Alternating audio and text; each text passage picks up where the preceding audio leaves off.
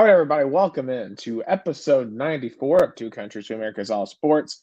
I am Nicholas Hill, live from Chattanooga, Tennessee, United States, and that is Gustavo Tomazeli, joining me from Americana, Sao Paulo, Brazil, here on September 11th, 2023. Of course, as we all know, this is a a day of remembrance in the United States. 22 years ago today, the worst terrorist attacks that have occurred in the United States occurred, and obviously it's something that we think about every single year. So, absolutely, I said, just keeping all those people in our thoughts today. Of course, here in Chattanooga, we had a really a cool ceremony today. We recognized a Medal of Honor winner, and Larry Taylor got to shake his hand.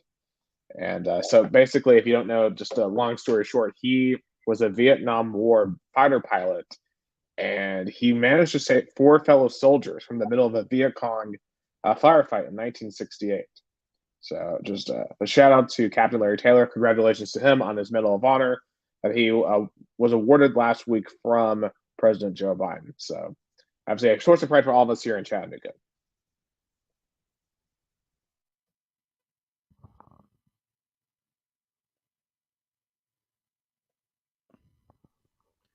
Oh, I guess. Yeah. I was just kind of, I guess just how are you doing on this Monday Oh, evening?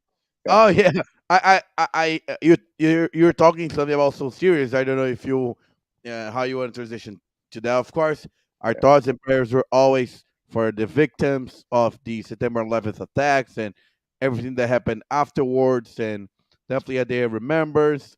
I lived in the United States for 7 years, so I know how this means for Americans. And of course, is as Nicholas Hill put it perfectly, the days of remembers. I think it called Patriot Day. Was there's this kind of new not holiday, but was entitled Patriot Day, and I saw some of that signage today. I hadn't heard it called that, but I saw on um, you calendars know, when I was back in US. I always saw on calendars Patriot Day, Patriot Day. Yeah, I mean, it would make sense. I mean, if you always seem to do like very patriotic stuff on September 11th. For obvious reasons. Because I mean, before this, the worst attack on American soil was Pearl Harbor back in 1941. So it truly is a generational attack, and it's weird because I was only 3 years old when that happened, so I don't remember when 9/11 happened. So it's kind of a part of history like anything else to me. It's kind of weird. I was 8 years old. I remember I was in my house in Sorocaba and was watching cartoons, and it was like breaking news, and I knew it was serious, and I remember going to school. I guess it wasn't affected here, but definitely everybody remembers where they were when the September 11th attack happened.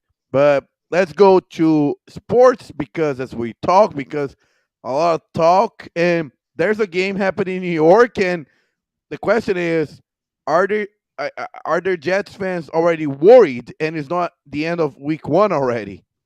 Yeah, I mean, it wasn't even a drive. I mean, literally, I mean, we set the stage here. MetLife Stadium was rocking in the pregame. Aaron Rodgers comes out with the giant American flag. I mean, it looked cool, like with all the lights and stuff. I'm like, oh, this is going to be awesome.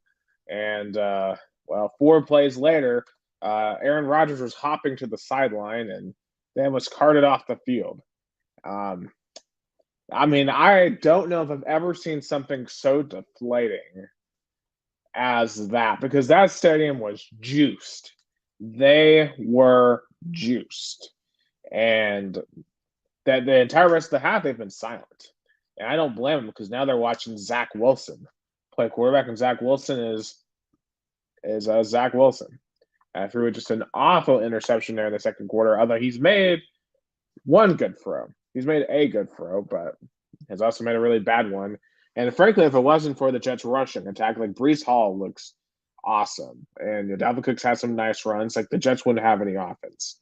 Um, but yeah, the losing Aaron Rodgers because we didn't really get a chance to see how good he would be in New York because didn't have a chance to do anything. I mean, and really the biggest issue here with the Jets, that offensive line is terrible. because Aaron Rodgers was under duress in those forward plays. I think he got hit like twice in forward plays, and Zach Wilson has been under duress this entire half too. And now, the Bills have a really good front seven, but the Jets' offensive line has just been demolished in this game, and they may have just lost their franchise quarterback for the season because of it. I mean, we don't know yet. He's just been ruled out for this game. There's a lot of speculation flying around. And I hope we haven't lost Aaron Rodgers for the year because that was one of the storylines of the year. How would he do in New York? It's like Tampa Bay. But I mean, if we don't get Aaron Rodgers in New York this year because he got hurt on the fourth play of the season, wow, talk about a game changer for the season.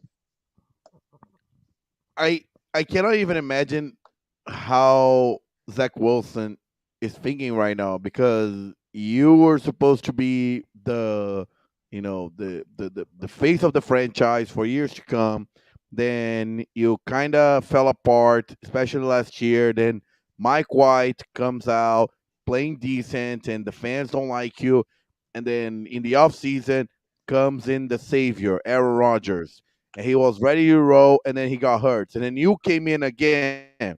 The fans, and he's thinking about, oh my God, the fans pay tickets to see Aaron Rodgers, not Zach Wilson. But he has to step in because, he's the backup quarterback. Yeah, and you have to be ready to go as if you are QB1. And, outside, honestly, of that one pick, I think he's been okay. I mean, considering the duress he's been in. And the Jets, their defense has played really well. I'll say this, Josh Allen has looked off today too. Now, I think contribute that to first game, but that one interception he threw down the field was just awful. But he has come back since in front of a touchdown pass, and the Bills are now moving the ball pretty well as you would expect them to with a top 5 quarterback in the league. Yeah, but if you're the Jets, I definitely don't see them coming back and winning this game right now. The second half just kicked off, and I would be very surprised unless they are able to run the ball very, very well. Because I really think that's what's going to have to happen is Brees Hall running the ball effectively. Yeah, Zach Wilson's going to be a game manager at this point. Yeah, and that's not going to win you. That's not going to get you to where you want to go. That's not going to get you to the Super Bowl like you predicted, and that's not even going to get them to the playoffs, like I think I predicted. So see that first rushing attack that was held in the backfield because the Bills are going to stack the box. They're going to stack the box and they're going to dare Zach Wilson to throw, and that's just not going to work. So it sucks for the Jets. I hate it because I can only imagine how much these fans paid to be at this game and how long they've been waiting to have a quarterback like Aaron Rodgers just for it to all blow up in their face. So it really sucks. Really does suck. And some other news. I guess, what, in the we're here really talking about quarterbacks. I kind of want to go on my rant. Gus, if you allow me, I really want the rant because let's go. That's what we have this podcast for. So I have been a fan of Ryan Tannehill. He has done a lot for the Titans franchise after replacing Marcus Mariota in 2019, but had a phenomenal end to that season, got us to the AFC title game. Had a great 2020, great 21. Fell off last year, but I really thought that was more offensive line was bad, receiving core was bad. But yesterday was indefensible. Yesterday might have been one of the worst NFL quarterback performances I've ever seen. He did not give the Titans a chance to win that football game. And in my estimation, he is the reason why the Titans did not win the game yesterday in New Orleans. The Titans lost to the Saints 16-15. But really, this loss is on Ryan Tannehill. Some of the throws he was trying to force downfield were just I have never seen him make such boneheaded decisions. Because normally Ryan Tannehill is a very smart quarterback, and it just I don't know what happened. Like he was unsettled in the pocket. And I get the Titans don't have the best offensive line, but you know what? They didn't look at quite as bad as they did last year, in my opinion. I thought they were able to run the ball pretty well. And I shouldn't give the receivers a break either. Like the receiving core didn't really do anything special yesterday. They weren't able to get any separation. But still, some of the throws that Tannehill was forcing were just awful. And or he was throwing checkdowns. Especially, the thing I think I hate the most, especially in the NFL, is when you have like a third and long and someone throws like 4 yards. Like throw it past the sticks. Give yourself a chance. And but at the same time, every time that we did try to throw it past the sticks, it just didn't work. Jets moving the ball pretty well, by the way. They're past midfield. Brees Hall looking like the Jets' best offensive weapon. But it's clear to me that Ryan Tannehill's best days are behind him. And if the Titans want to get it turned around, they're going to have to go with a new guy. And I don't think that new guy's on the roster yet. Like we saw Malik Willis last year, he wasn't very good.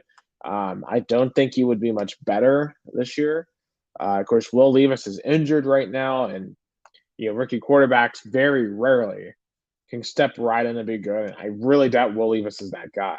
So, but at the same time, I think the dilemma the Titans have here is they're going to be too good to tank. Like this Titans defense is really good. Really, really good. They made Derek Carr sweat yesterday. They got after him. That defensive line deserved to win the football game. And the secondary, for the most part, played pretty well. They gave us some stuff late, but they got tired by the end of the game. So I'm not mad at the defense at all. I thought they played very well. And rushing, I thought they were good. But Derrick Henry did Derrick Henry things. Tajay Spears and his couple of touches looked really good. But the problem is, and this also goes back to offensive play calling, despite our offense, I think, looking better at times yesterday, sans Ryan Tannehill being terrible, we abandoned the run game in the second half. And I don't understand why. You have Derrick Henry. And I get you're trying to limit the touches. But at a certain point, you got to say, all right, we got to win the football game. And we got to use our best player. And Derrick Henry is your best player. You have to run the offense through him. As I texted you guys yesterday, he's the entire offense. And the Titans have not been able to fix that issue because you don't want to run it back to be your entire offense, but the Titans are in a position where Derrick Henry is. And, Derrick Henry is a really good running back to have if you're in that situation. But the Titans aren't going to be competitive for anything in this state. And I don't really foresee us being that successful if Ryan Tannehill doesn't get a turnaround, and I just don't see it. From the glimpses that I watched the Titans game, because I put on the NFL Red Zone channel, I have it now. The only sad thing is that it's in Portuguese broadcasting, so it's weird. But at least I can see every game. From the glimpses that I saw from the Titans game, I feel that the Saints defense were not as good as I thought, and they gave plenty of chances for the Titans. That's why I understand your rant, because it's not that the Titans did not have chances to get yards, to get chances on offense. They did. It's just they didn't capitalize. They capitalize on those chances. Right. I mean, we should have won that game. And I think the vast majority of players on the Titans deserve to win that game. I thought there was a lot of really good performances, but the quarterback and receiving core let the team down. I mean, that's just is what it is. They let the whole team down. The defense deserved to win that game. Special teams deserved to win that game. We literally had a turnover on defense. Nick Folk hit 5 out of 5 field goals. Thankfully, the Titans finally have a field goal kicker, but it looks like that's going to be the only offense that we have is the field goal kicker, The only chance we're going to have to score. It's just sad because I think this is a really good team with a good quarterback. And you have to wonder, is there a chance you can trade for somebody? Like, I feel like the Titans should be looking to trade for a quarterback because you can be a good team with a different quarterback, but it just is not the case right now. I think Ryan Tannehill is that bad.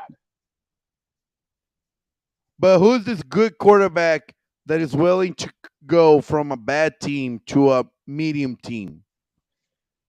I don't know. I mean, I'm trying to think. Kyle Murray's going to be back in a couple of weeks, right? I mean, if the Cardinals are really in tank mode, would they get rid of him? But would he fit in Tennessee? I don't know. I mean, that's the first name I can at least think of that Yeah, could be but in a th- situation. then then really it's going to be a terrestrial game because Kyler Murray is known for being a running quarterback than actually, pass the ball deep. Yeah, that's the only one I can really think of because the Cardinals to me look like they're just going to be in straight tank mode. No offense to Josh Dobbs.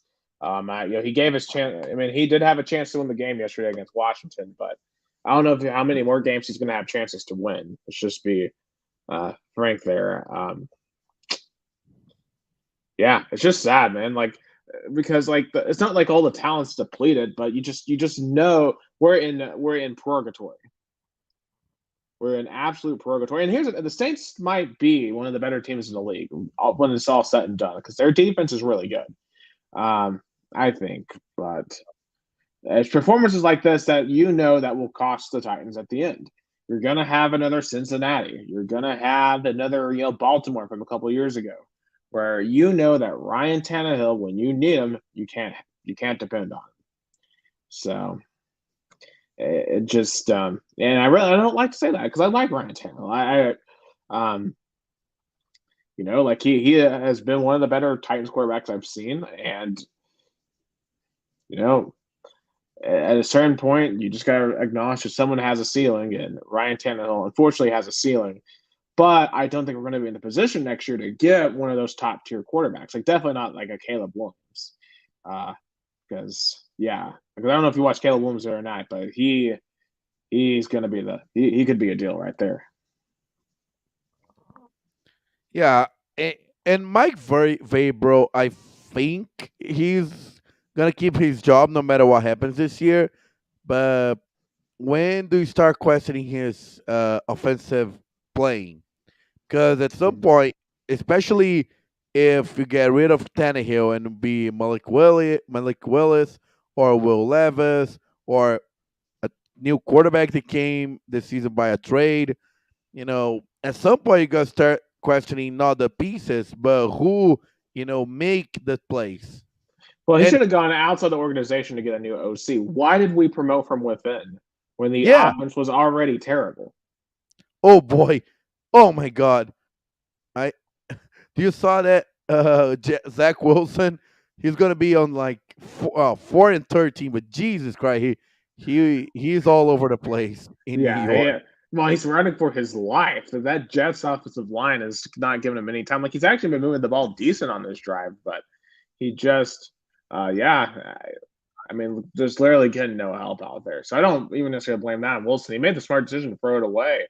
Um, yeah, I can't even imagine being a Jets fan tonight inside that stadium and paying all that money to see this. Man, brutal, brutal, brutal. But yeah, But back on the Titans. Go ahead. yeah, I was gonna say, like, I know Arthur Smith was a great OC, and that's why he left the organization. But I think promoting from within kind of makes it keep the same mentality. Should be somebody from the outside, as you said. Yeah, I mean, I think an example of this in college, for example, is Iowa. Like Iowa, they're 2-0, right? But they've scored 20 against like Utah State, and they've scored 20 against Iowa State the other day. So literally, their OC, because in Iowa's contract this year, they have to score at least 25 points a game, or he gets fired. Like they're not anywhere close to that number, and that's what it feels like because in the situation there is Iowa's OC is the son of the head coach. And you can't mix personal feelings with hiring. Like I think Texas A&M is a good example of this. They went out and got Bobby Petrino, and I know Texas A&M lost. We'll get to that in a little bit, but their offense to me is the reason why they lost to Miami this week. So you have to go out and get new blood, get new faces, and the Titans desperately need a fresh face on offense. And if Vrabel isn't willing to let that happen, then you may need the fresh face in the front of the entire organization.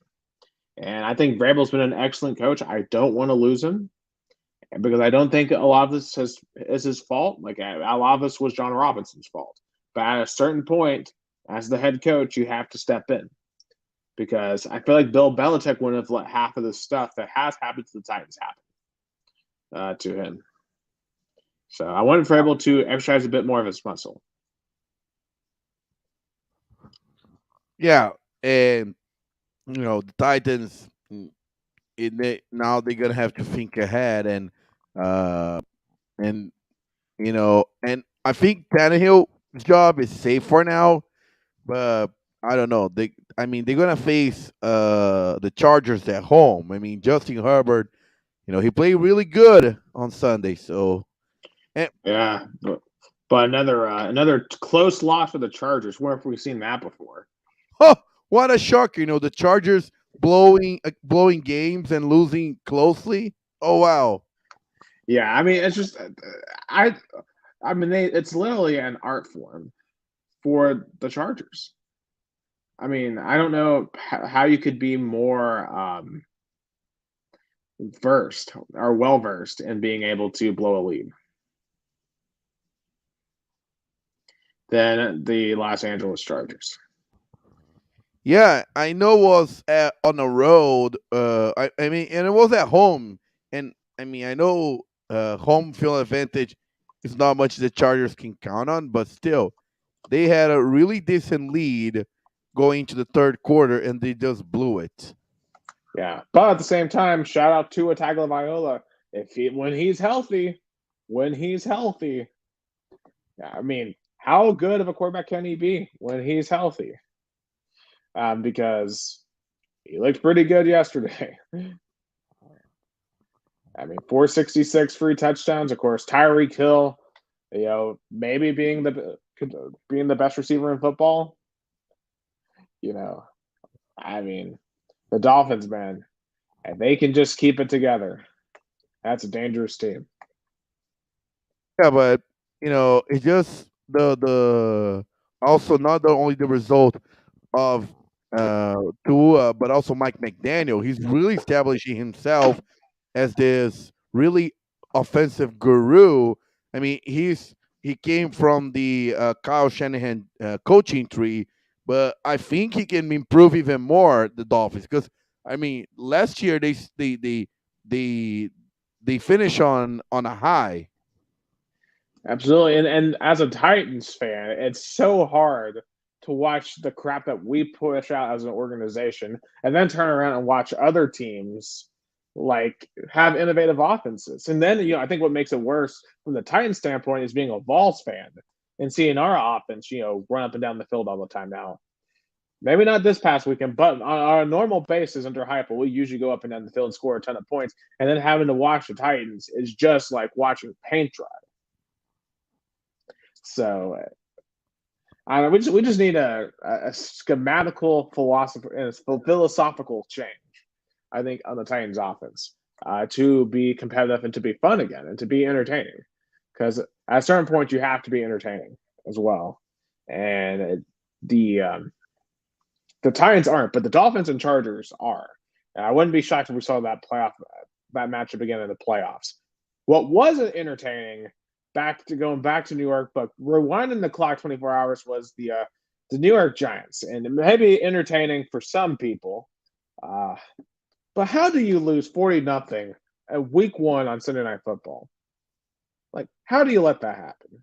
I mean, I have a clue. It called really crappy line. Yes, I mean, man. it was so crap. I mean, I know Daniel Jones is not a stellar, top 10 quarterback, but Jesus Christ, they could not even, defend the punts and the field goals. I mean, we do have to ask: could this Dallas defense be the best in the NFL? I mean, because they might be. I mean, they have the talent to be the best defense in the NFL. And clearly they made a statement last night. Yeah, their defense is not going to be tested for long because then the Cowboys are going to face the Jets without Aaron Rodgers, I believe, Cardinals and Patriots. Maybe the big test is going to be on week 5 when they host the 49ers. Yeah, they'll be tested for sure then because the Niners looked pretty good yesterday. It's Yeah, crazy though. This early season's breaking perfectly for them. They're not, as you said, they're probably going to have to see Aaron. They're going to play Zach Wilson, Josh Dobbs, and then Mac Mac Jones. Jones. Yeah, three quarterbacks who will probably not be starting next year. So, it's just insane. But I'm sure the $160 million contract for Daniel Jones is looking swimming right now as well. No, Um, I, I cannot even imagine. Like we're talking about being a Jets fan. Like how about like MetLife Stadium was, I guess, the place where all the disarray and dissolutions came to life on this weekend, on Sunday and tonight. Like for the Giants was just a realization that paying a quarterback for $40 million a year is not gonna get you out of trouble when your O line really sucks and be humiliated by your division rivals. And now the Jets fans who pay tons, like really expensive tickets to see the savior of your franchise being hurt on the first offensive, play of the game. I mean, be a New York football. I mean, I know the true New York team, as the Buffalo Bills fans like to say, they're happy as is for now. yeah, and they're driving. Stephon Diggs having 7 catches, 62 yards. Great PPR option for the fantasy football lovers out there. Started off 2-1 this week, by the way. Um, and one reason why I didn't start off Whoa, was, whoa. Oh my God, Josh Allen gave a scare. yeah, I was like, apparently they put a new turf at MetLife Stadium too. Uh, you have to wonder if that maybe contributed to Aaron Rodgers' injury.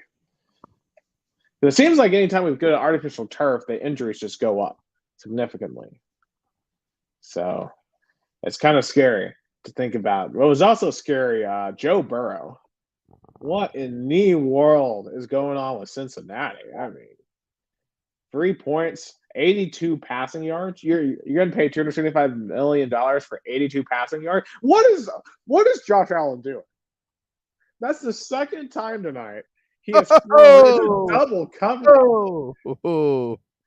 What is he doing, man? Like, he's made some boneheaded decisions. I mean, we can give Zach Wilson all the grief we want, but Josh Allen has looked terrible tonight. Yeah, I mean, he almost got fumbled a play ago, and now he had another interception.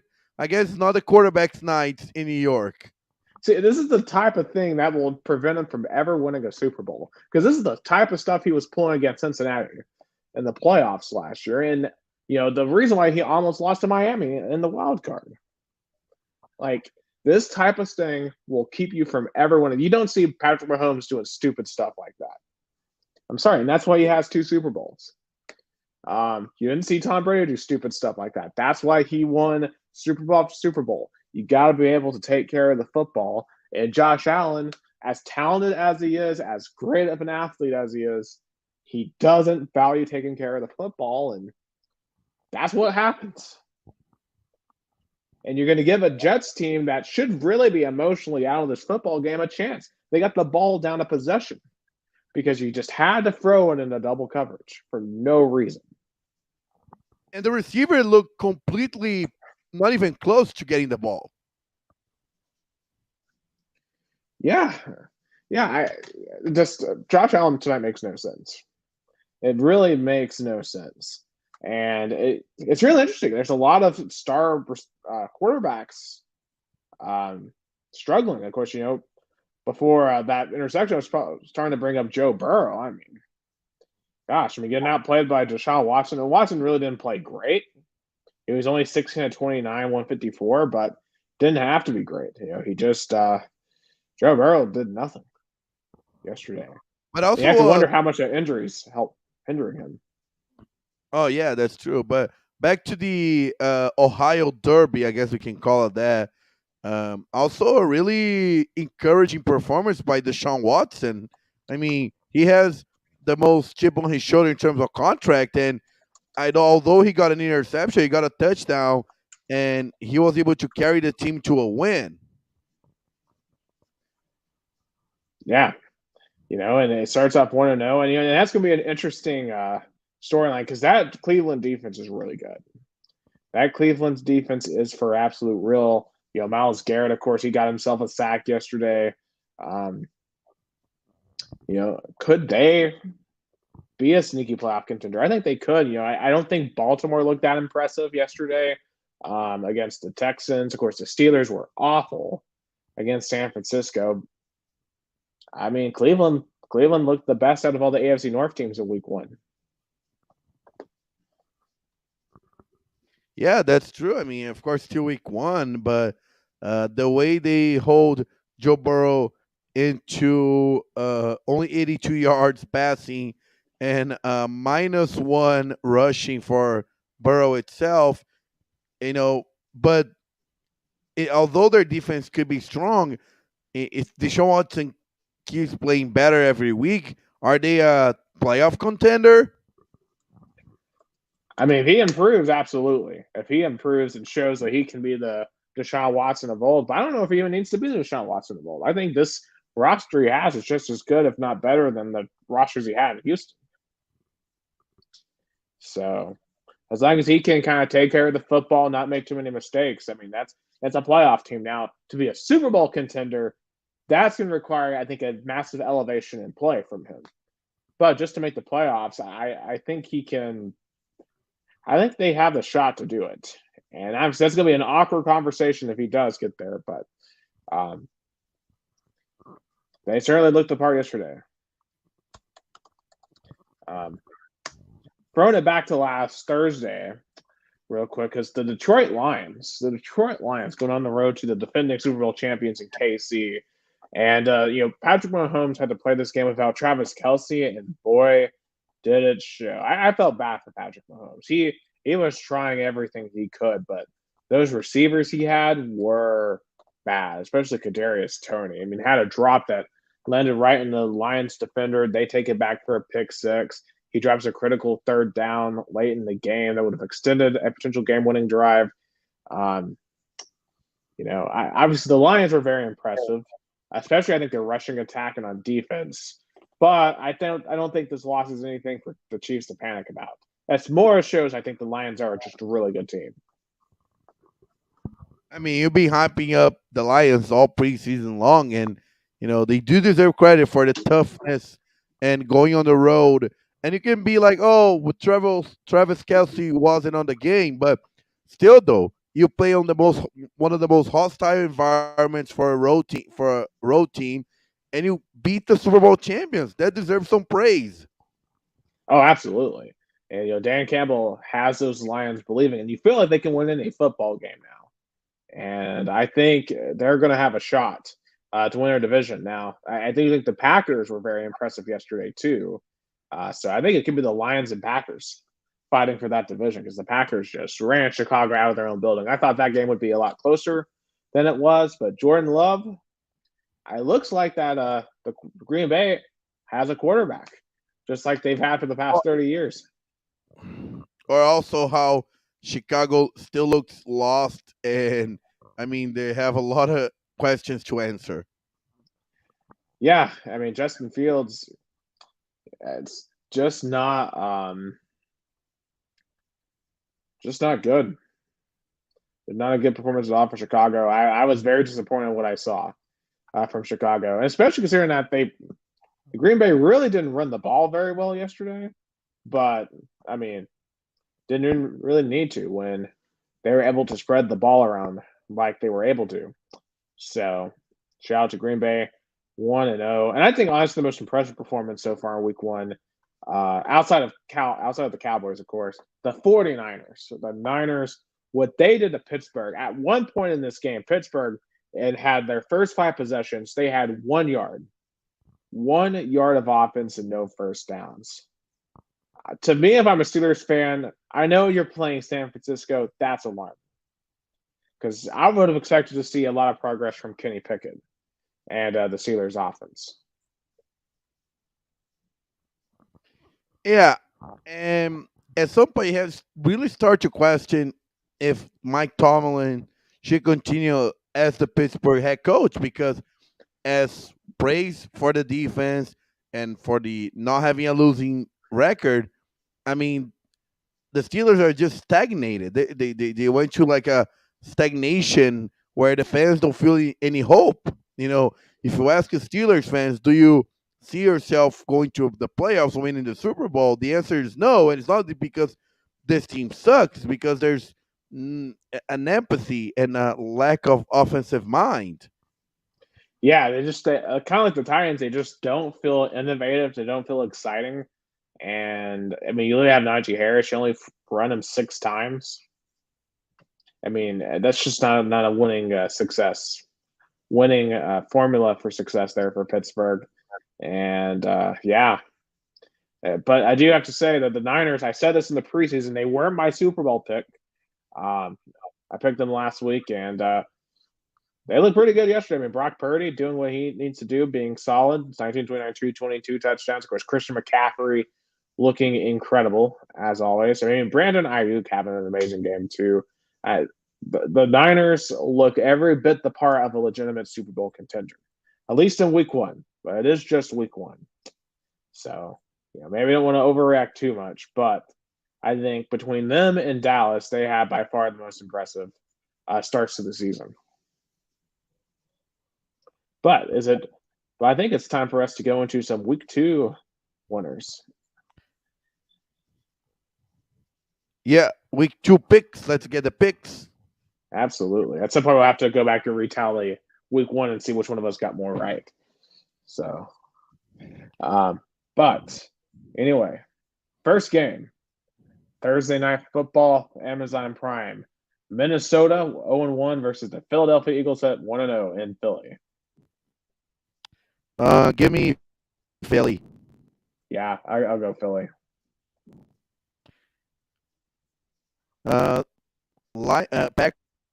at Falcons. Give me the Packers. Packers.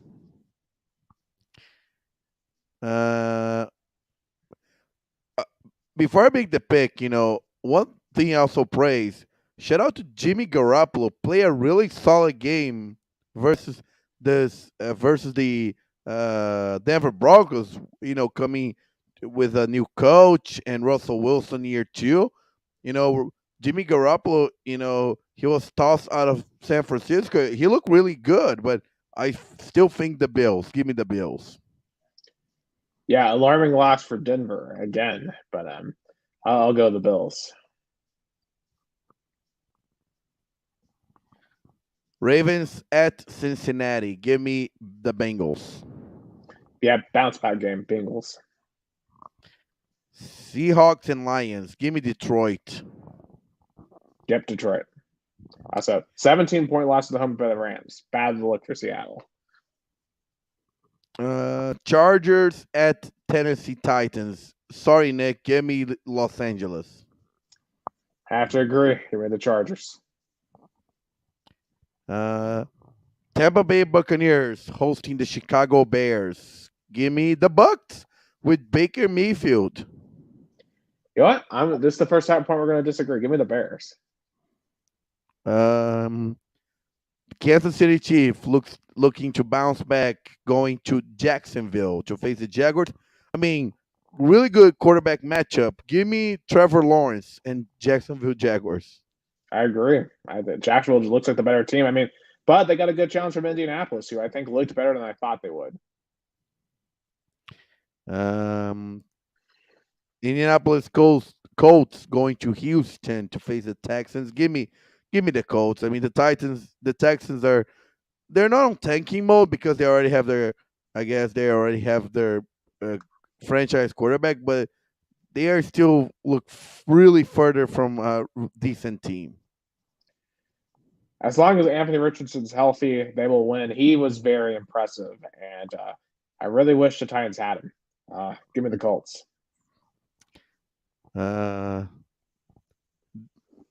The coaching battle that is interesting in this game. The 49ers going to LA to face the Rams.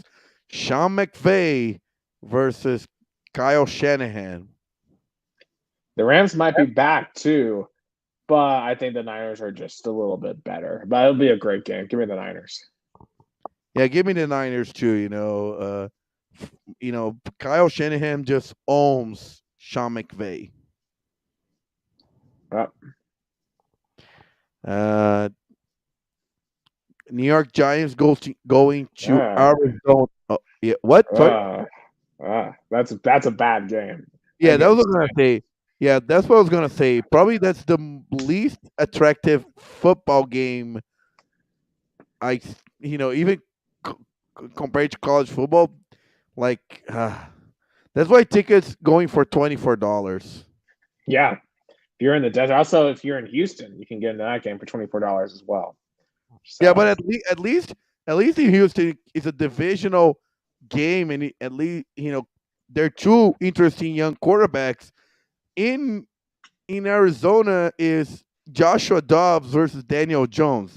As much as we love Joshua Dobbs, he's not interesting, and also so does Daniel Jones.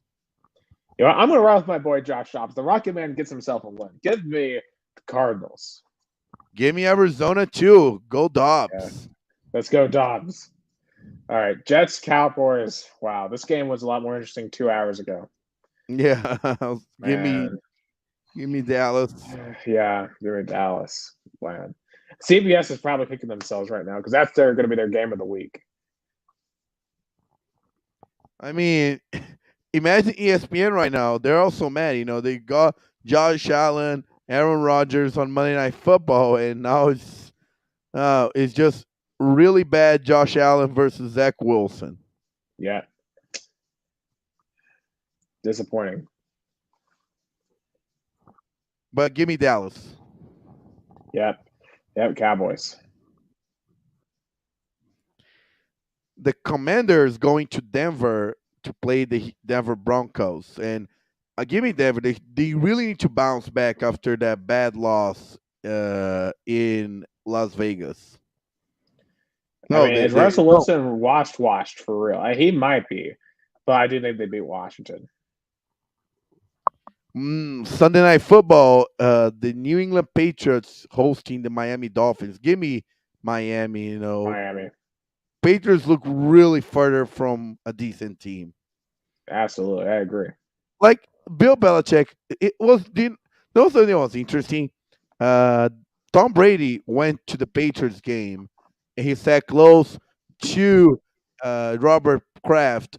He was probably mumbling, like at least it was something would have crossed my mind. It was like, hey, do you like your choice? Because basically, at some point by the end of the you know Belichick Brady era, he had to make a choice because clearly uh, Brady was going one direction, Belichick was going the other.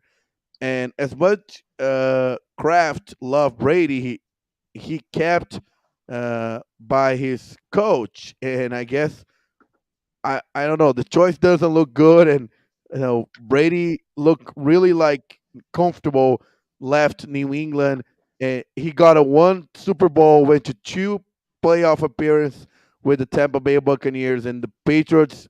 You know, he did not. The Patriots still look bad after he left, and he was been already like what 3 years.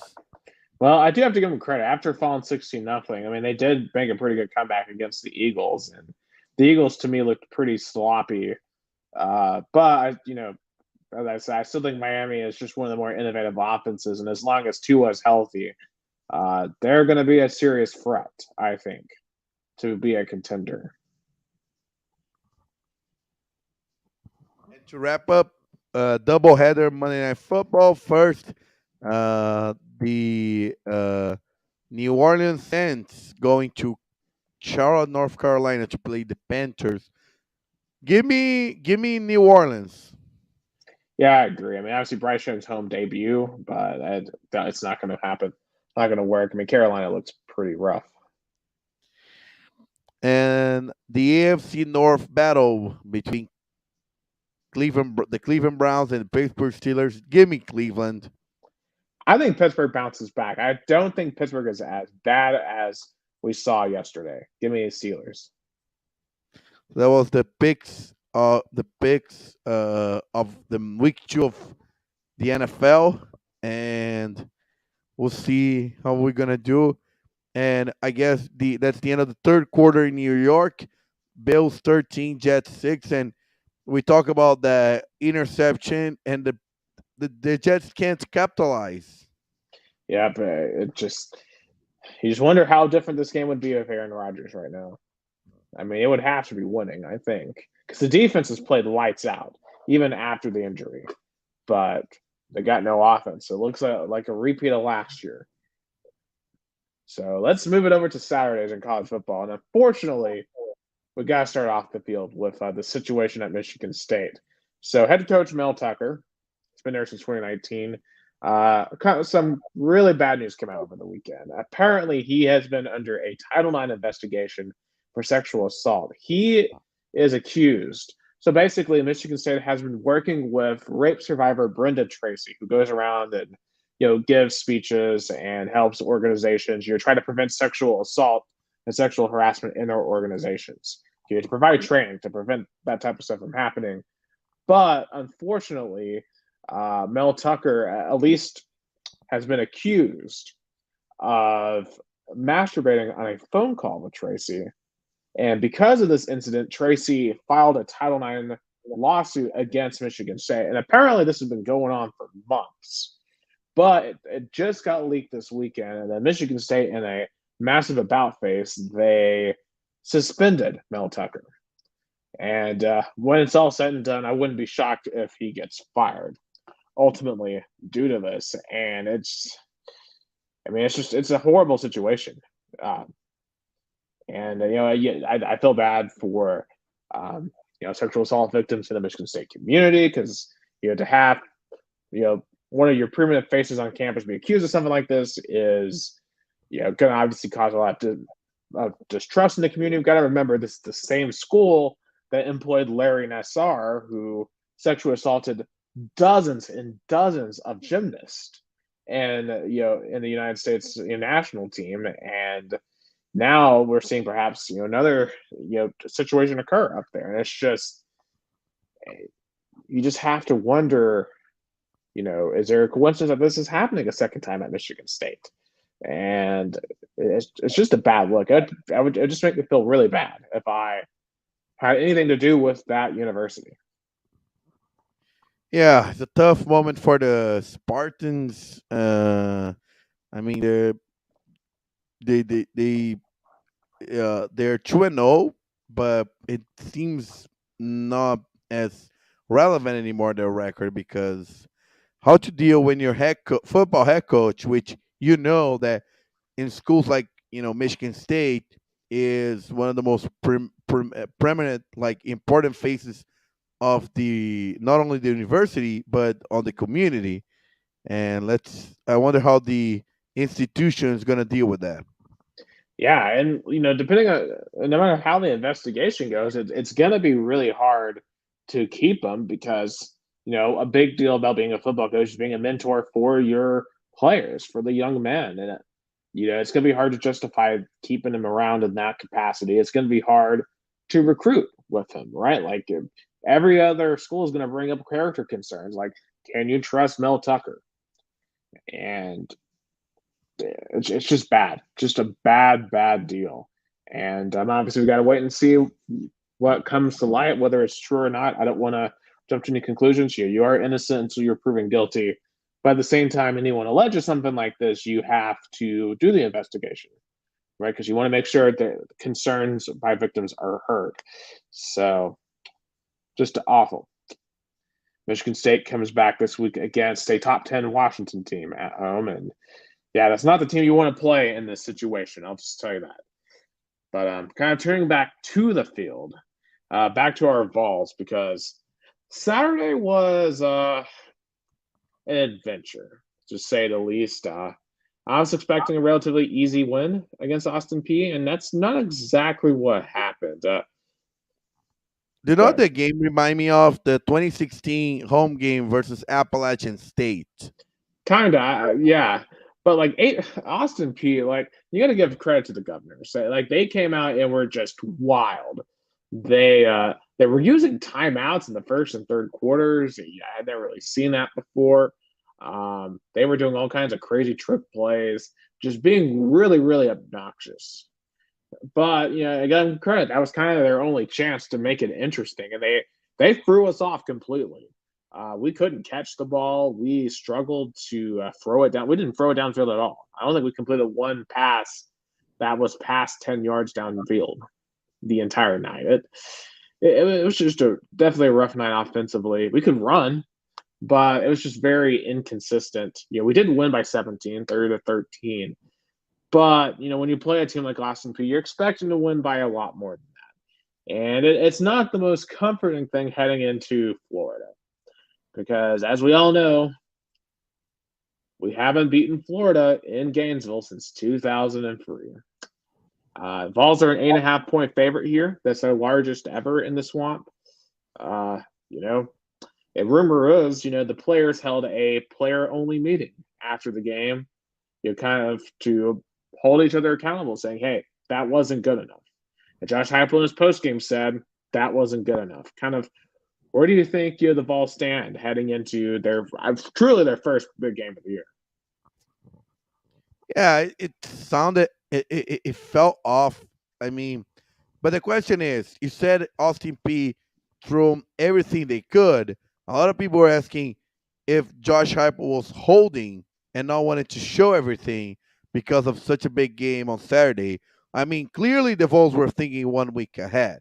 They shouldn't because they still had to beat Austin P to, you know, remain undefeated. But, of course, the fans probably left Neyland Stadium a little bit with a bad taste on their mouths. And of Yeah, course, if I the mean, honestly, win, not if all the Vols as well. Oh, go ahead. no, I was gonna say, but if the Vols win in Gainesville, all that bad taste definitely will be forgotten. Right. And I don't think it was all the Vols, too. I think the officiating, too, was just some of the worst I've ever seen. And thank God this wasn't like an SEC game or a close game because these refs, I mean, they took away at least one touchdown. They probably really took away about two or three. Some of the holding calls were bad. Oh, no, Josh Allen threw another pick. You've got to be joking. And that was an awful throw again. What is happening to Joshua Allen tonight? Oh, Josh Allen. I mean, He's seeing ghosts. I guess that That's when Sauce he Gardner being amazing. Well, notice Whitehead. That's his second pick tonight.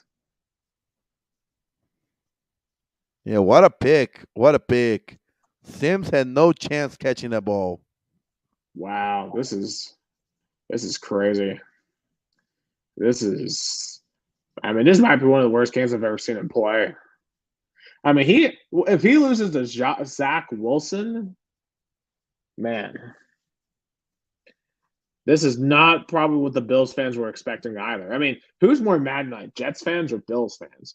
I mean, neither one of these fan bases can be happy with what's happened in this match. Ah, I mean, probably I'll say Bills fans because at least Jets fans are feeling disappointed because Aaron Rodgers got hurt.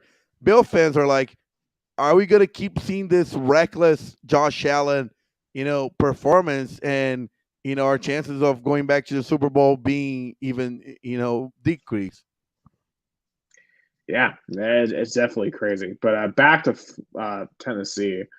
But as the refereeing was just awful. But at the same time, it is concerning how we couldn't throw the ball downfield. And really, a lot of people are blaming Joe Milton, but to me, it wasn't Joe Milton.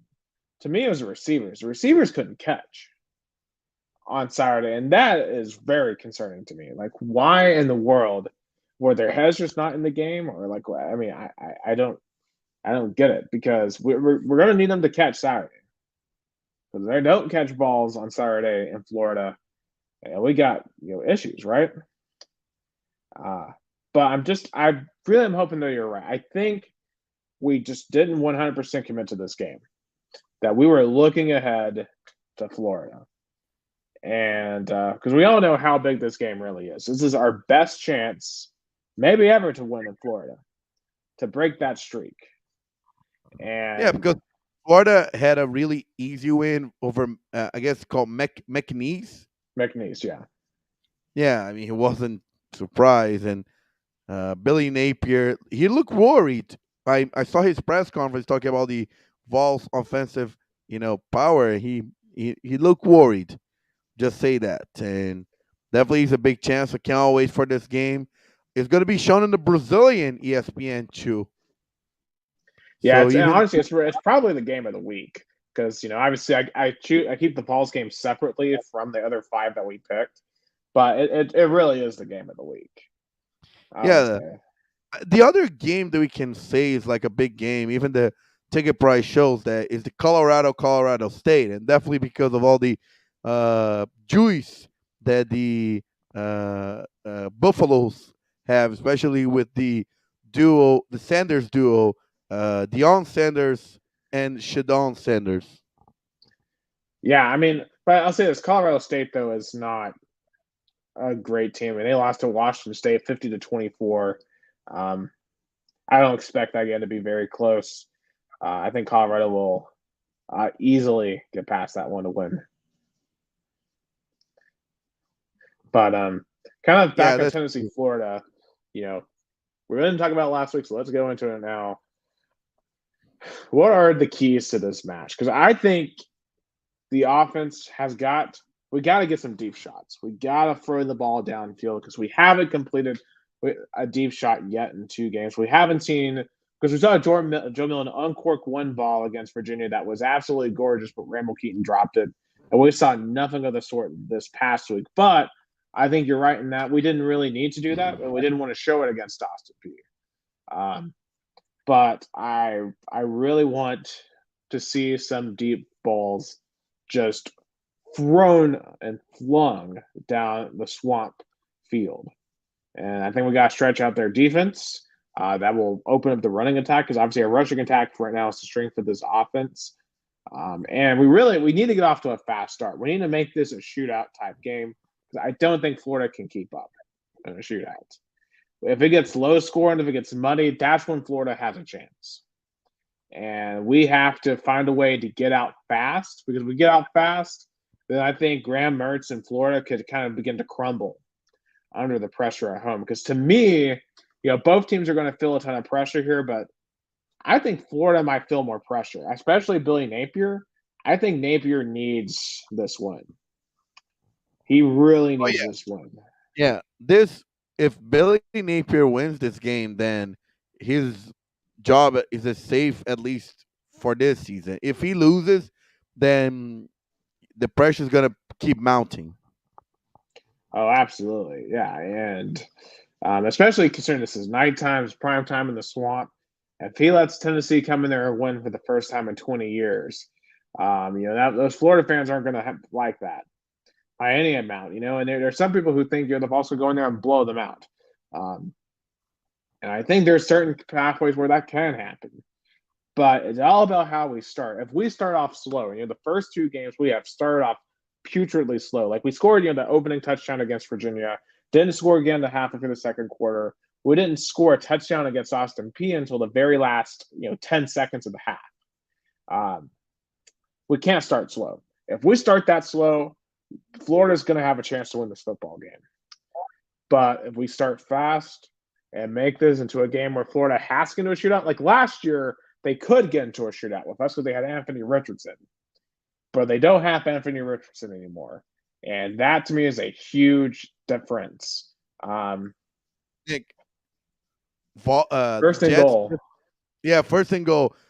I guess you're a little bit ahead of me. I was just they are in red zone territory.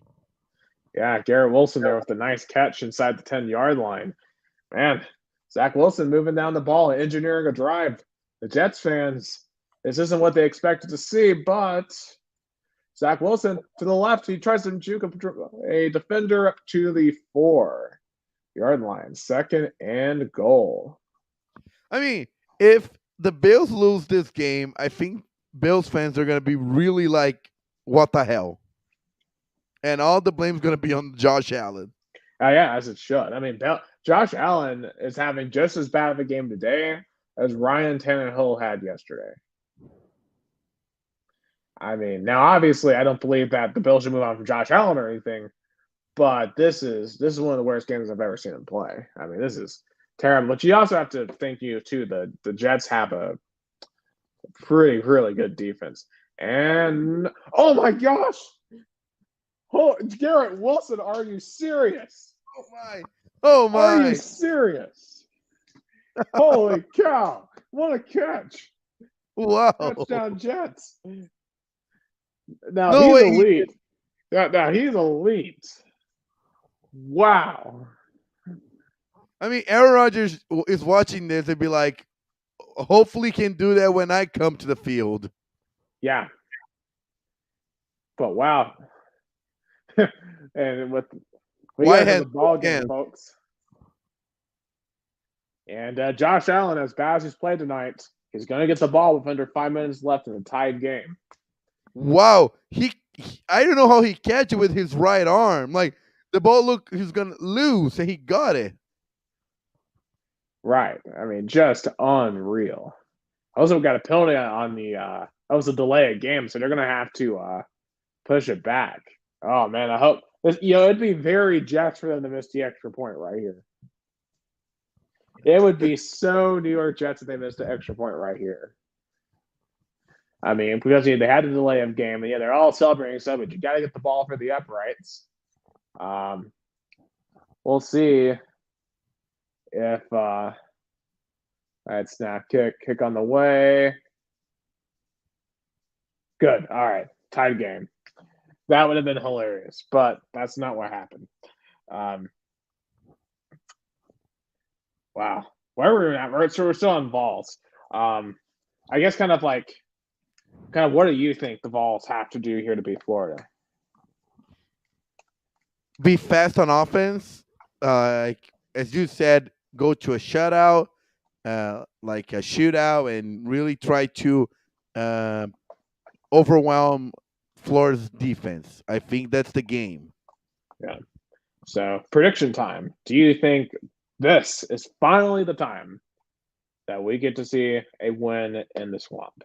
Yes, the Vols by a touchdown. I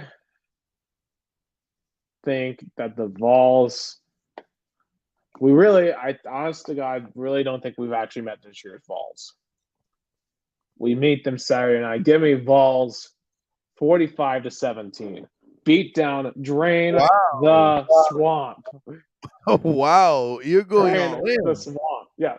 Look, I know we did look good on Saturday. I know that, but I think this team will find a way. I trust Heupel. Give me the Vols. Big. Speaking of a UT that won on the road, the Longhorns. Hook 'em. They took out the Tide, 34-24. I guess the two questions here is Texas back, and can Alabama make a run? Can they run the table to make the college football playoffs? Because that's what they're going to have to do. Because if you lose another game now, I think you're done if you're Bama. First of all, Steve Sarkisian did something that not even Jimbo Fisher and Jimbo Fisher and Kirby Smart did, which was beat Nick Saban in Tuscaloosa, as he was Alabama's former OC. So not even Jimbo and Kirby did that. Yeah, and you have to really think about how they do it. We finally got to see Quinn Ewers for a full game against Alabama, and what you saw this year, as I think what would have happened last year. I mean, I'm just telling them as it is. Quinn Ewers was dicing up Alabama last year, and he diced him up again this year. And they have a new DC, Kevin Steele. They didn't look any better. Kevin Steele. Oh my God! Remember, he was the interim head coach after Pruitt was fired. Yep, and he looked every bit his age. I mean, Steve Sarkisian just diced him up. I think the thing that stood out to me here with Texas, they look so ready for the SEC, man. Like they have the strength, the talent, the speed. they look like right now they could be arguably the second best team in the SEC. Like if they were in the SEC right now, like they look every bit of a team that's ready to come right in and compete week in and week out in this conference. Yeah, and when they got into the SEC, everybody thought, Oklahoma looked ready. Now it's Texas that looks ready. Yeah, and I'll tell you who doesn't look ready for prime time is Jalen Milroe. Man, Alabama's had a great run of quarterback. Oh my God, there's a fumble. Hey, the Bills fumbled away and we're having a fight. I'm pretty sure now a fight ongoing on the field. Yep. Whoa, cenas lamentáveis. Oh my gosh, it is. They are losing control. They're still fighting. Wow, this is unreal. Chaos is breaking out. This is cenas chaos. lamentáveis. Cenas lamentáveis. Chaos has broken out at MetLife Stadium. Well, I don't know what started that, but wow, the Bills' offense has melted down. Just an absolute meltdown tonight by the Buffalo Bills. And what happened there? Oh, Allen just dropped it. What the? It's not his first drop. Like he dropped. What is Josh Allen doing? Oh my gosh. He looked awful. Dude. I mean, look, I've been, obviously, I called Josh Allen being a bust like a few years ago, and obviously he's proven me wrong on that front. But holy cow, he looks shook. Like he's seeing ghosts for real right now. I mean, this is shocking to watch. I mean, this is a meltdown from a superstar quarterback that we haven't seen in quite some time.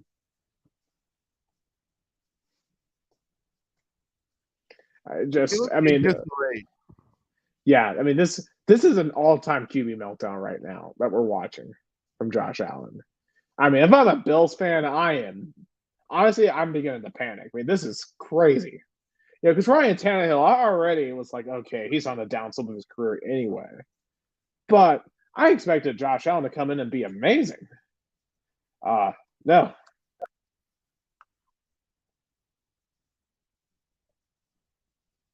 I mean, this is just unbelievable to watch.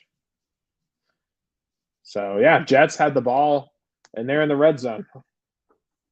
Wow. All I can say to that, wow. But anyway, back to Alabama. Jalen Milroe also didn't have that good of a day. Threw 2 interceptions, going just a really backbreaker one because they were up like 16-13. Texas takes the lead 2016. And then Jalen Milroe comes back and throws just a backbreaking interception that gets them down by 2 scores. And, that kind of really sealed their fate. But at the same time, I can't really blame it all on them. Alabama doesn't really have a good rushing attack. None of their running backs went over 50 yards in this game. And combined with the lackluster wide receiver room, this Alabama offense just doesn't scare me, especially considering that they have Tommy Rees, who didn't have that good of an offense last year at Notre Dame. You have to wonder that if Tyler Simpson or Tyler Buckner could do any better. But this Bama offense just isn't elite. They don't have elite talent right now in Tuscaloosa on the offensive side of the football.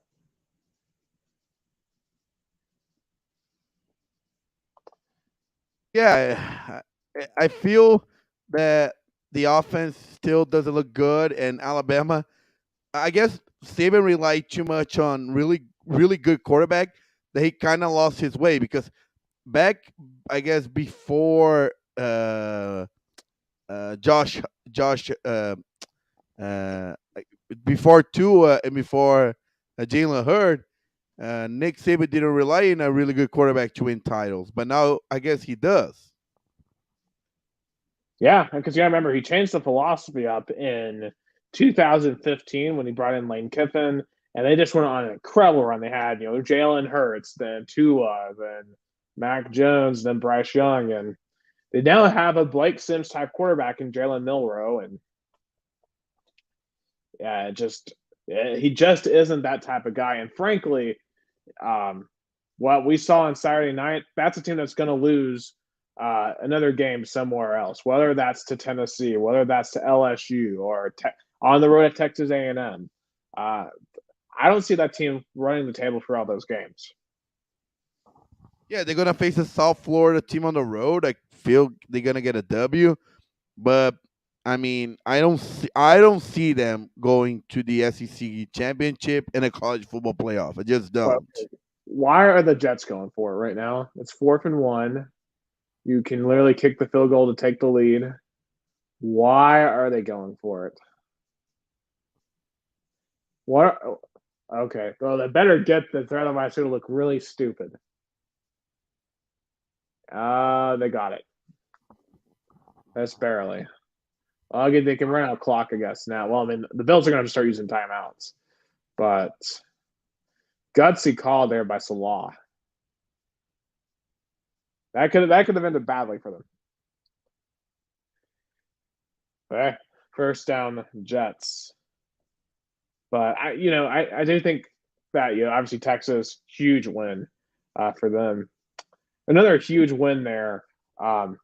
Colorado, you brought them up there just a little while ago, dominating Nebraska, 36-14, and that was with a last-second Nebraska touchdown. Really, this was 36-7. Prime time in Boulder. Yeah, they rushed the field. I mean, Colorado looks like legitimately a really good football team, and what was surprising here is their defense played really well. Nebraska couldn't run the ball very well, and Nebraska's quarterback Jeff Sims, he looked like Josh Allen tonight. He looked like Ryan Tannehill yesterday. Jeff Sims was awful with multiple turnovers, fumbles, interceptions. Just was kneecapping that offense for Nebraska. And Nebraska looks like a 2 or 3-1 football team. They're not good. They're not any good at all. But Colorado, I guess what is the ceiling for Colorado this year? Because I still think maybe like 8 wins for them. I'm still not feeling like a title or anything. Yeah, and Colorado play with two teams that are just mediocre. Nebraska and TCU. As I mean, I know TCU was just a runner-up in the college football national championship, but it looks a way different team. And Nebraska, and I know it's still year one for the new coach, but it still doesn't look good. Yeah, Matt Rule has a lot of work he has to do. He's got to find a quarterback.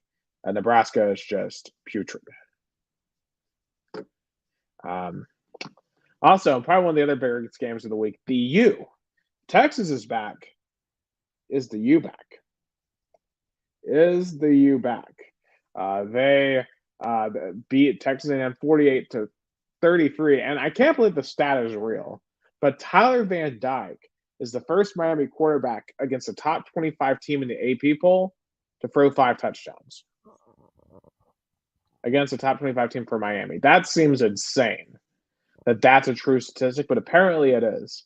And obviously on one hand, Miami has an offense this year, and that is a huge change in their momentum. Shout out to Luis Gustavo Falago. I'm not sure what he's saying. I'm sure Gustavo can translate that. Oh, he just got it there. He's telling that his Jets gonna win the Bills. He's a Jets fan.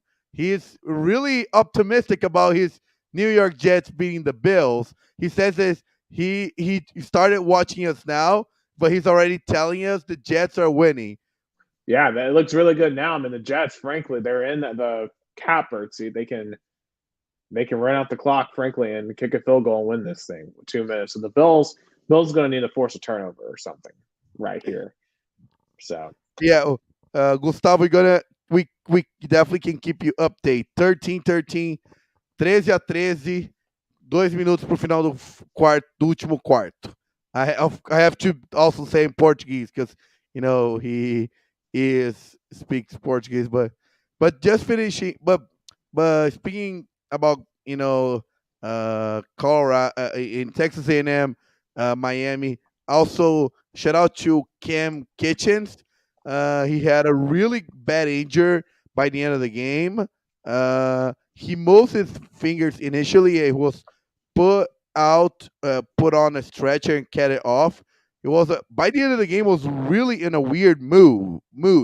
The fans went silent. It felt like by then the game was over. But good win Yeah, for the Hurricanes and good win for Mario Cristobal. yeah, and they say according to reports today, he's in recovering and in good shape today. So that is certainly good to hear from Mario Cristobal in Miami. They might be the second best team in the ACC, only chasing Florida State. So that Miami Florida State this year, that could be the best iteration of that game in a very very long time. I'm excited. I would love to see that game because I still think Florida State's the better team, but Miami, they might be able to give them a run for their money this year. But on the other side, for Texas A&M, this is a weird result because their offense played pretty well. They threw up 33 points. And their offense obviously was the problem last year. But what happened to the Texas A&M defense? Like Texas A&M has had a really good defense for multiple years, and they just got absolutely shredded. 48 points, 400 yards passing to a Miami team that couldn't do anything last year in offense. For Jimbo, this is bad. Like that's a bad loss to take, because you're going to have a lot of tough games, a lot of good offenses to play, and because I feel like this offseason they're like, okay, we got to really fix the offense. We got to fix the offense. The Jets trying for a field goal and they get it. So 148 left, and as bad as Josh Allen has been tonight, he will get one more shot. Man, he can erase all the turnovers with a touchdown here. I I would have gone for it. I know it was a 4-6, but you know maybe it was too much time for Josh Allen. No, no, you kick the field goal there. You have to kick the field goal. Not with Zach Wilson, you kick the field goal. Maybe Yeah, with Aaron Rodgers, maybe you go for it, but not with Zach Wilson. I mean, Zach Wilson, in all honesty, has not played terrible tonight. Outside of one interception, he has been a game manager. He's done what he's needed to. And considering the situation he was thrown into, not bad, not bad, young man. Maybe he can unbust himself, and that would be amazing to watch. Maybe he's the next Geno Smith. Um, but maybe he does such a good job that NFL teams like your Tennessee Titans will take a look. hey, I would take this Zach Wilson I'm seeing tonight. I would take him over Ryan Tannehill right now. I'll say that. So anyway, yeah, but I think Jimbo's in trouble down there in A&M, because they got to find a defense, and that wasn't A&M's problem, but now that is. So we'll see what they can find. But Connor Wegman's a pretty good quarterback. I think A&M will still win at least 7 to 8 games. Are there any other reactions to college football this weekend that you have? I'll say this: App State and UNC should play every single year. That's kind of one of my other main takeaways because those games are always epic.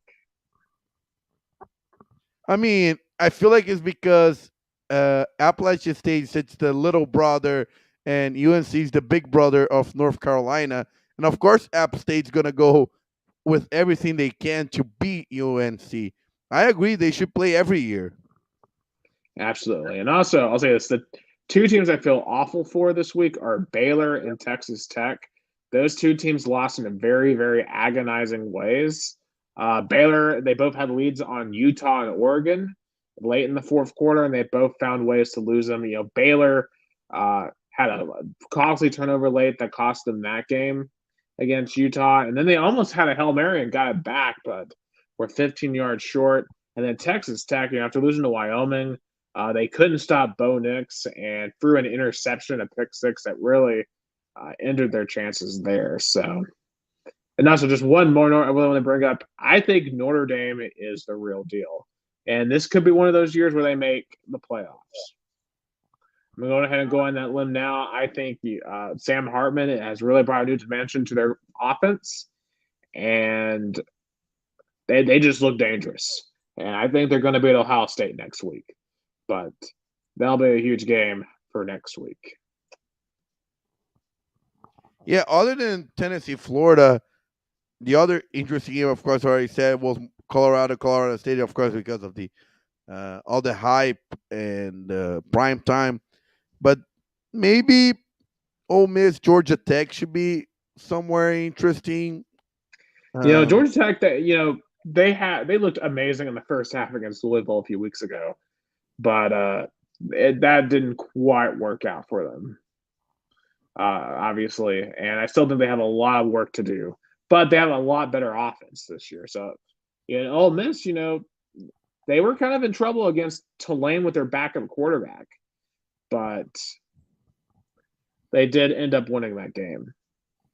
yeah. Also, Georgia fans are just mad with Mike Bobo. Even the good win over Ball State fans are just really mad with Mike Bobo. Yeah, well, they didn't score a point in the first quarter, so I can't really make fun of them because we couldn't score a touchdown until the end.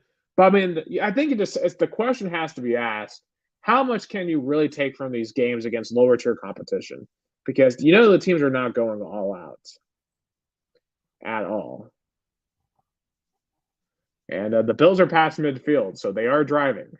Um, I think also too one of the stick talking points that's coming up now. The SEC so far for the first 2 weeks, 3-6 against Power Five competition. Only wins are Tennessee over UVA, who lost to James Madison, Auburn over California, who hasn't been very good for the most years, and then Mississippi State over Arizona. And Miss State had to win that game in overtime. Every other team so far has lost. Is this trouble signs for the SEC?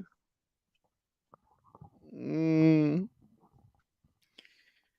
I mean, everybody was counting at least to be 4-5.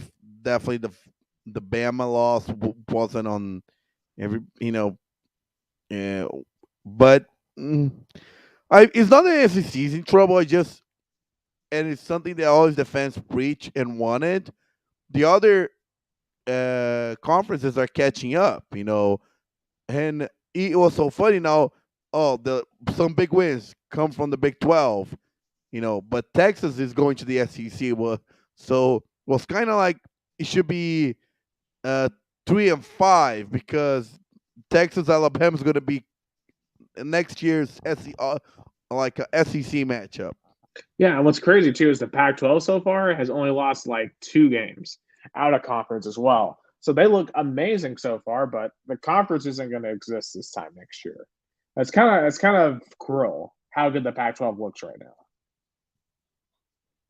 because we're getting one last true year of West Coast football, and then it's gonna go bye bye. Yeah, and I really feel sad for Oregon State and Washington State. They're just, you know, they don't know what to do.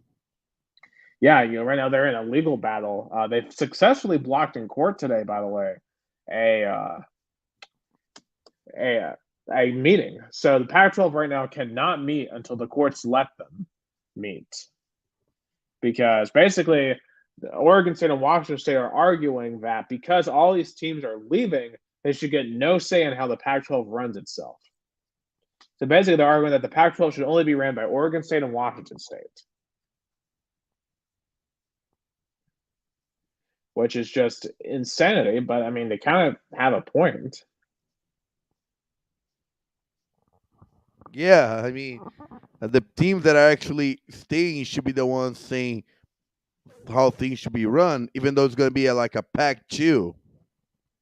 Absolutely, and I think they're just going to have to bend the knee and go to the Mountain West.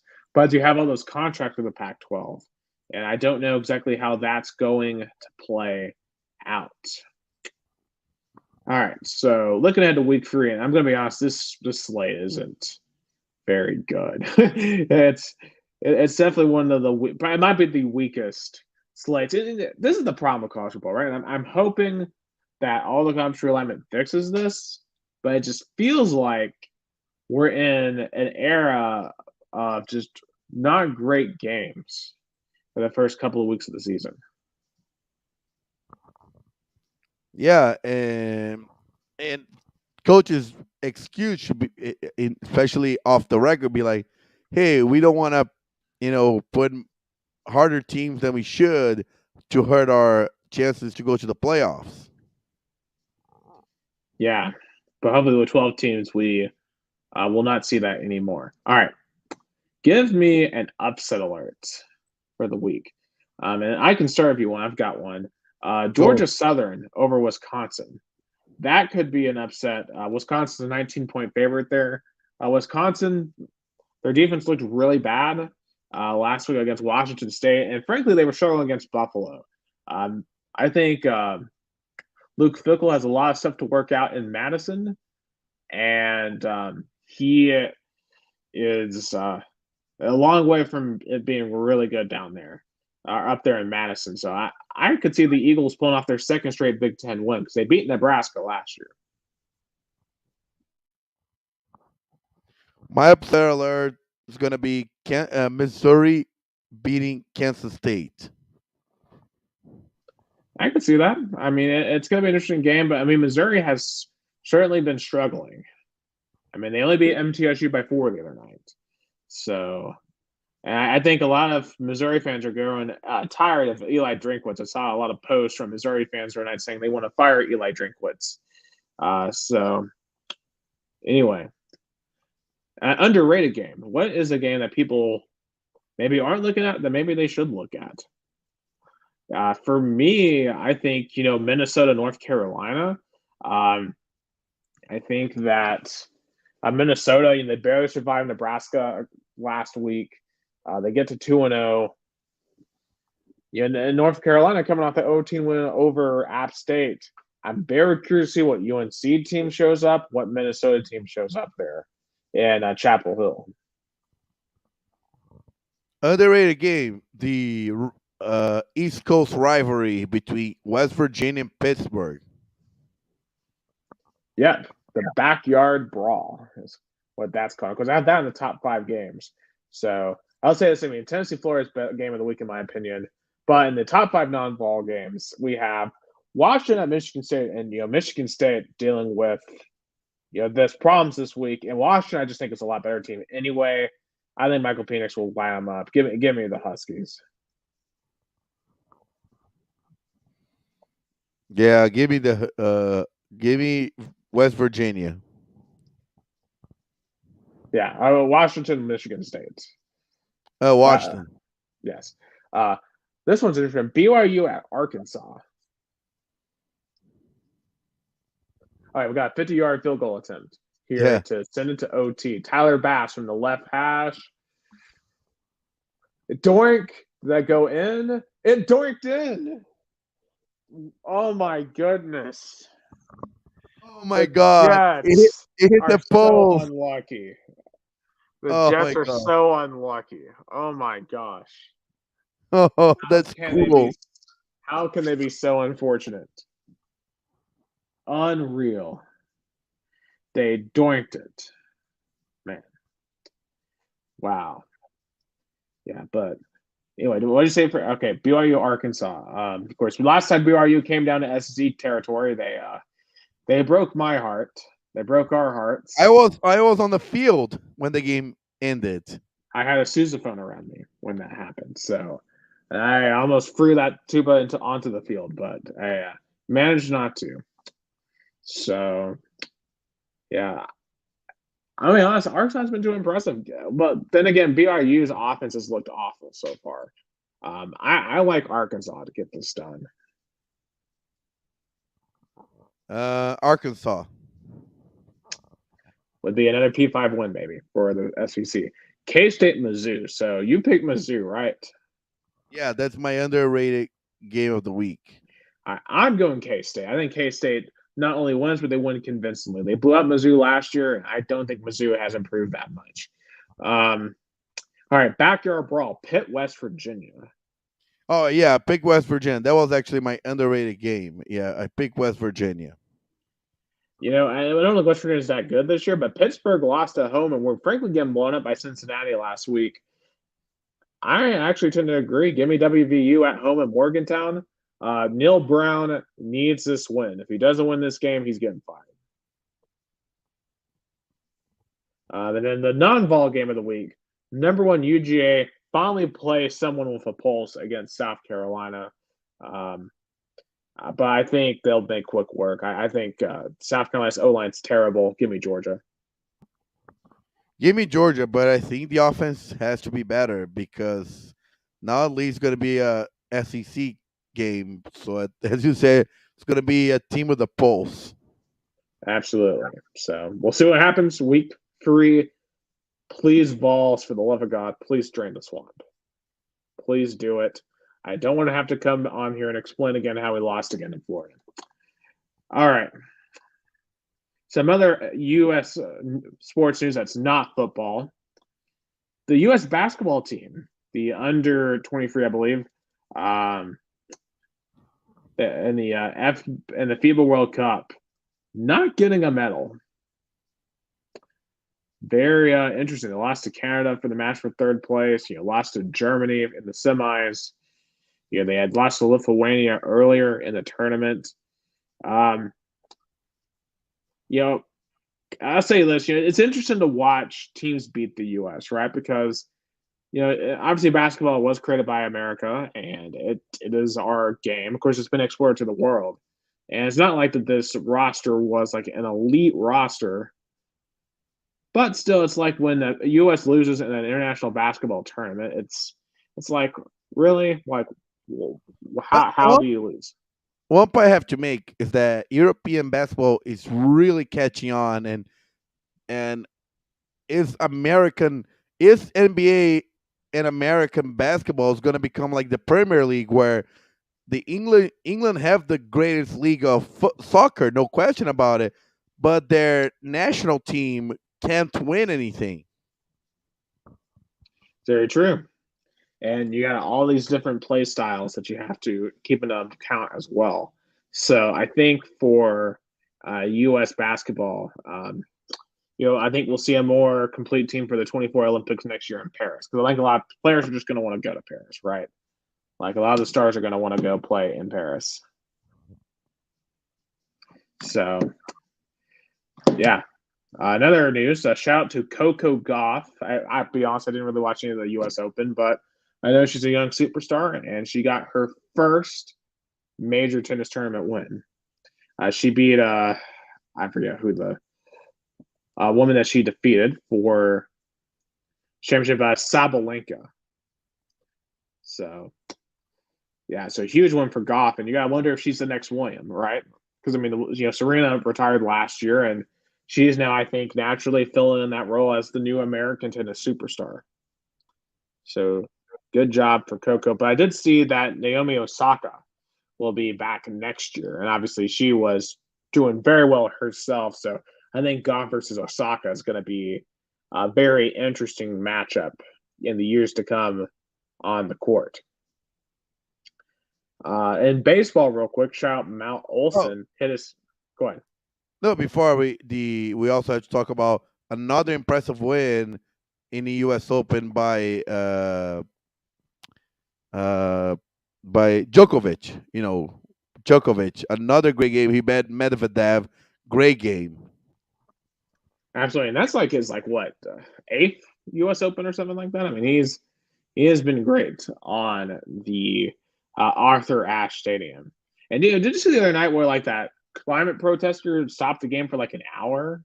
Oh my God! Yeah, I mean, obviously I was watching Lions Chiefs, so I didn't really care about it, but still, I mean, it's kind of funny they let that happen. And then like some of the tennis players were like defending it afterwards.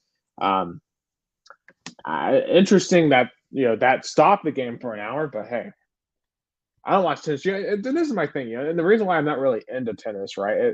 The fans feel like are kind of gatekeepy about it, and like they got like the tight rules, like you can't clap beyond certain points, and it's just I don't know, like yeah. I let was clap down. Go ahead. when I was watching the U.S. Open final. Multiple times the PA announcer had to say fans to kind of tone it down. Yeah, I mean that's insane. Like it's a sports match. Like what are we doing here? Like sports are for fun. This is why we watch college football. That's why we watch the NFL. We want to be loud. We want to be rowdy. Um, but like tennis, like it's just such a boring sport to watch. I mean, I get it for some people, like they can see the beauty in it, and I think there is beauty in it, right? Like, I mean, tennis is a very hard sport, but man, is it not like if you're not there and if you're not like truly attuned to the specifics of tennis, I mean, I mean, frankly, it's a rich man's sport, and if you're not from that culture, then it doesn't really appeal to you. I'm not from that culture. Golf's the same way to me. If it isn't like the Masters, like I don't care. Because like the majesty of like the Augusta greens will make me care, but just any random tournament, I can't care less. So I mean, the U.S. Open is the only time of year I'll even like acknowledge that American tennis is even happening.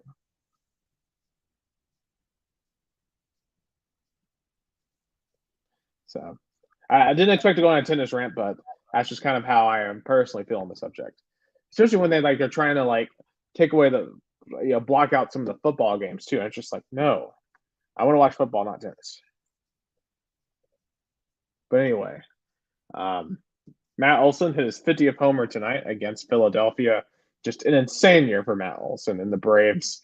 I just hope that can translate when we get into the postseason.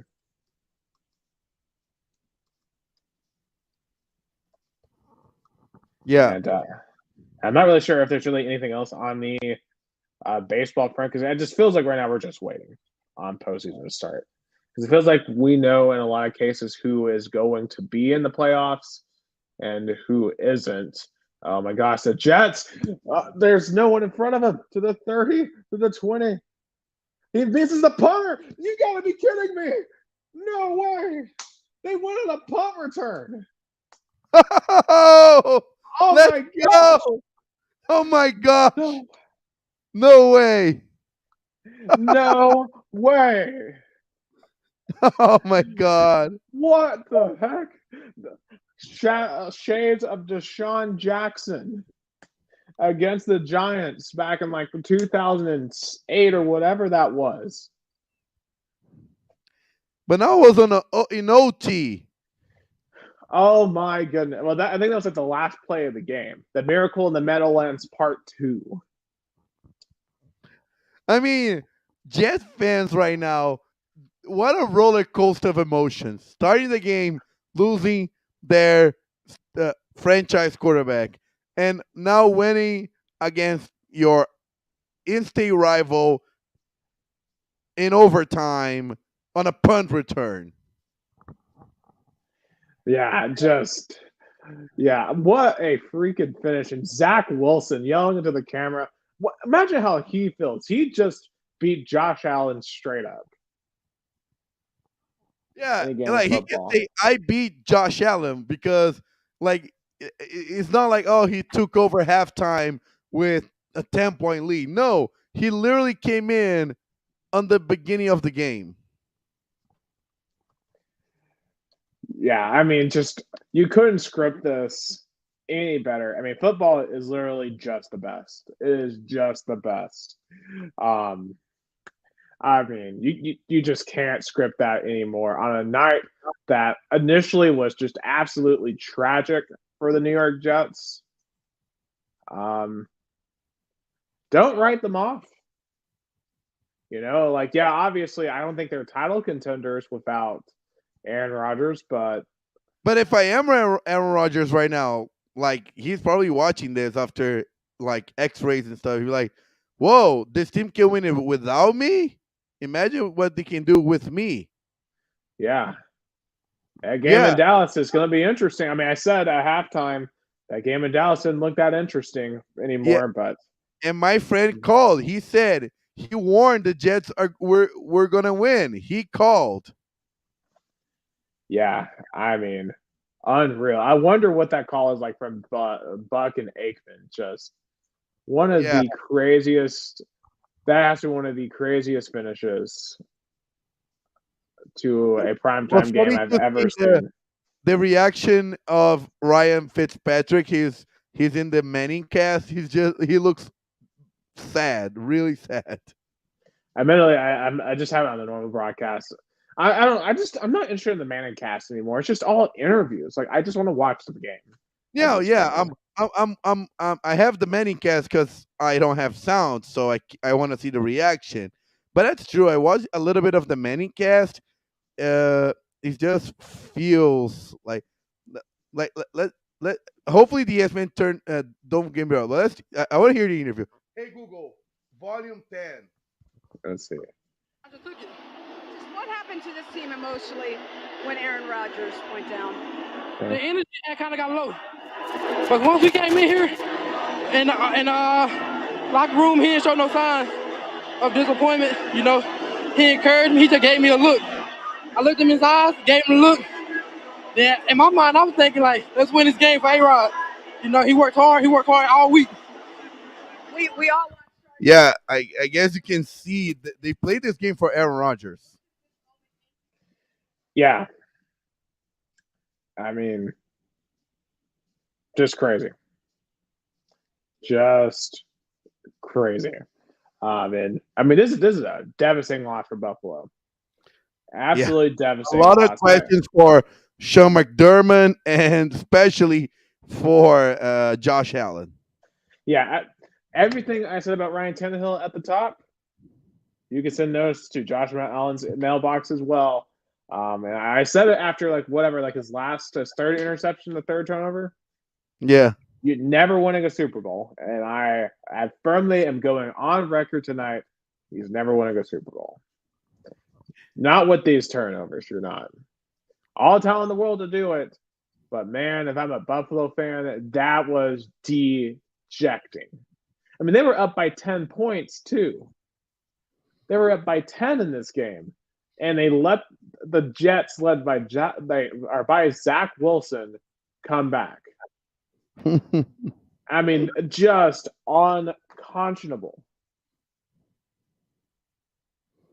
Unconscionable. it's just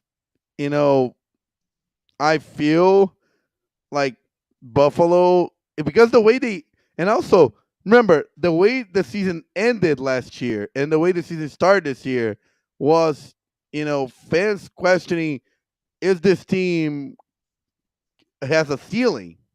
Yeah.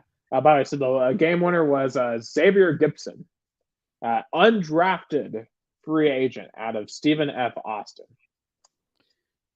That's why What football a is football. story.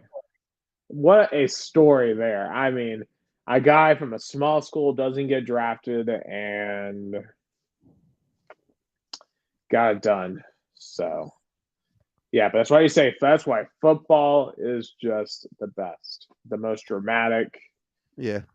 What a way to finish our pod. I mean, just gonna go real quick. There's nothing much happening in Brazil. It's FIFA break, so there's no like the first division is stopped.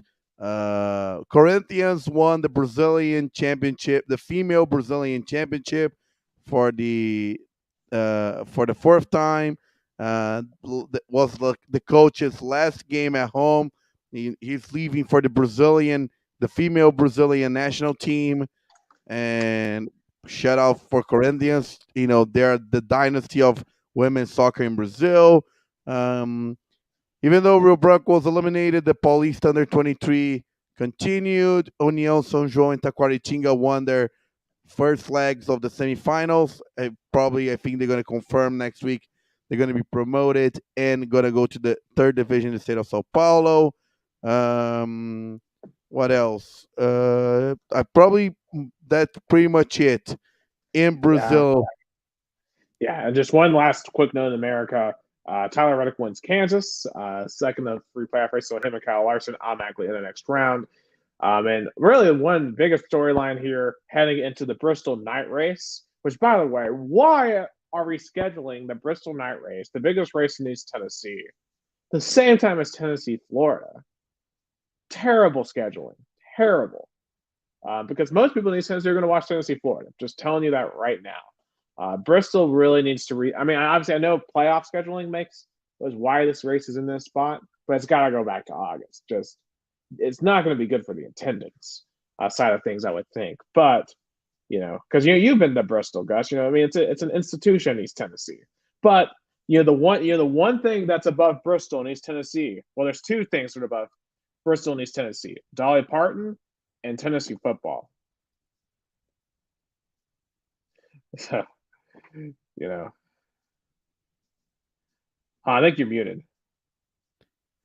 yeah, it's definitely hard to uh, have this kind of fitting schedule because, of course, NASCAR fans will be like, we don't care about football.